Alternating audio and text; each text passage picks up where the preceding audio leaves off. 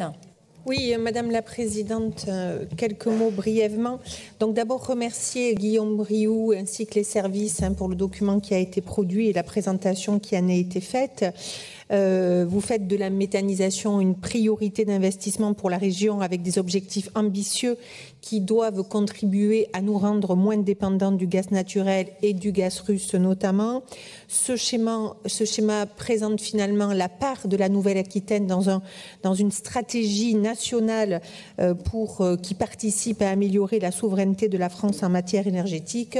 Il définit des objectifs de développement des énergies renouvelables issus de la biomasse. Bien sûr, nous y adhérons.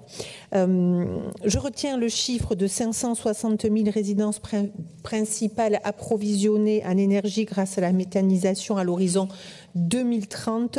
C'est loin d'être négligeable et cela prouve qu'il y a une alternative intéressante à exploiter.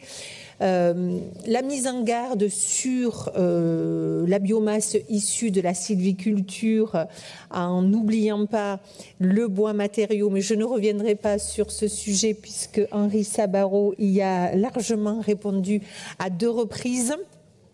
Un point sur la nécessité finalement de mobiliser prioritairement la biomasse d'origine agricole. On voit que 97% des gisements de biomasse en Nouvelle-Aquitaine sont issus des substrats agricoles.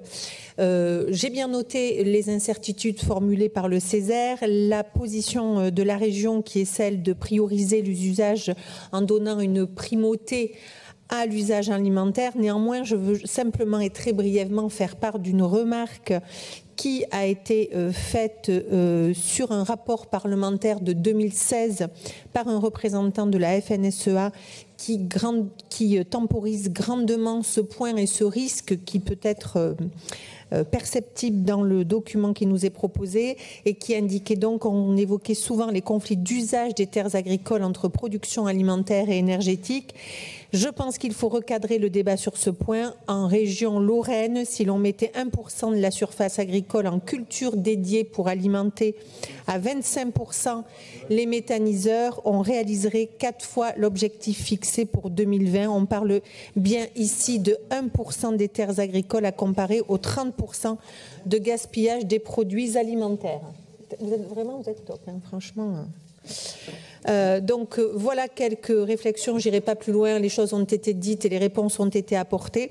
Bien sûr, la question de la mise en œuvre sur les territoires, l'installation, le fonctionnement et puis également les nuisances, mais il faudra aussi faire preuve de beaucoup de pédagogie. Merci Madame la Présidente, Monsieur le Vice-président.